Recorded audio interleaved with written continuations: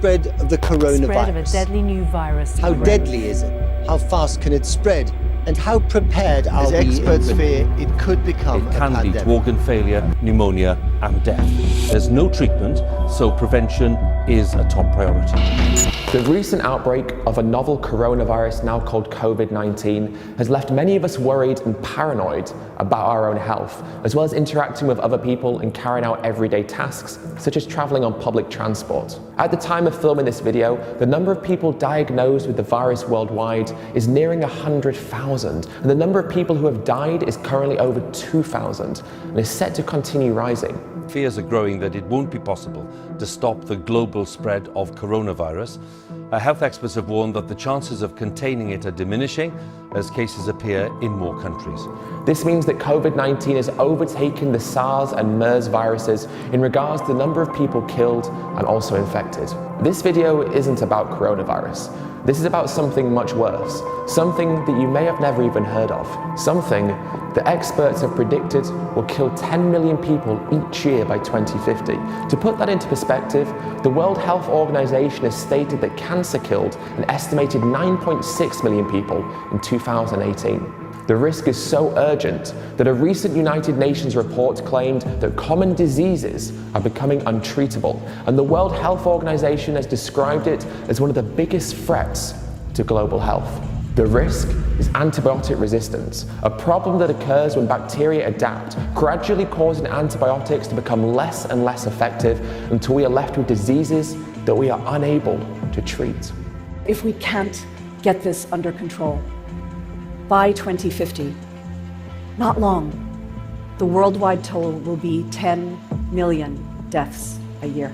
Currently, around 700,000 people around the world die due to antibiotic-resistant diseases every single year, with over 200,000 of those deaths coming from a drug-resistant tuberculosis. Yet even though the number of people being killed right now by antibiotic resistance dwarfs the number of people at risk from COVID-19, many of us have never heard about this problem. The problem is becoming so severe that issues like urinary tract infections and STDs are becoming resistant to treatment. There is even a super-resistant strain of gonorrhea, which has developed resistance to nearly all of the antibiotics used for its treatments.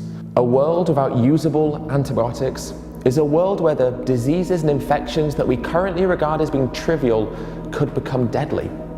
Illnesses like pneumonia could kill tens of millions of people, as could sepsis. Organ transplants would be extremely dangerous, and cancer-fighting chemotherapy will be severely affected as antibiotics are needed to fight off infection as chemotherapy destroys our white blood cells. Even procedures like hip and knee replacements and dental work could become dangerous and even life-threatening. The so-called miracle of modern medicine would cease to exist, and our healthcare systems would regress to the state they were in the early 20th century. So why is this happening? Well, firstly, because doctors and medical professionals are handing out too many antibiotics, leading to calls for them only to be given out when they absolutely have to be. An even bigger and more widespread problem is related to the food that we eat. According to the FDA, in the US, 80% of all antibiotics sold are used on animal farms, and in Europe, animals consume more antibiotics than humans, meaning that the use of antibiotics in animal farming is driving the rise of resistant bacteria.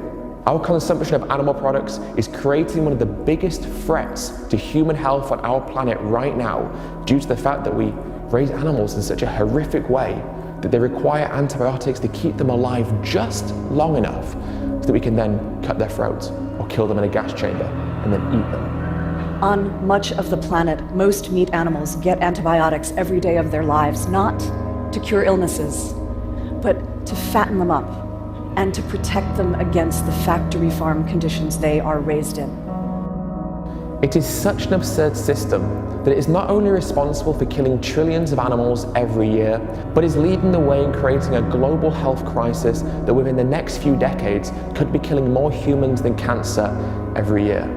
It is also worth mentioning that the new coronavirus COVID-19 is reported as starting in an animal market where wild animals and live animals are traded as well, meaning that again, in the same way as outbreaks have been caused in the past, our exploitation of non-human animals has created the new coronavirus outbreak. Killing non-human animals is in turn killing us as well. And even if we create new antibiotics in the future, this cycle of bacteria becoming resistant will continue if we don't change. To make matters worse, pharmaceutical companies are currently infecting animals with COVID-19 in the hope of finding a way to create a vaccination. And so because of our desire to kill and eat animals, more animals now have to suffer. How can it make sense? The most important medication that we have in the world is being squandered, keeping animals alive just long enough so that we can fatten them up, slaughter them, and then eat them, in turn causing our leading diseases such as heart disease and certain forms of cancer. Everybody suffers when we exploit others. Is this an absurdity that we will recognize and prevent from getting worse? Or will we continue to turn a blind eye and then in the future look at our children and tell them that we're sorry, but bacon just tasted too good?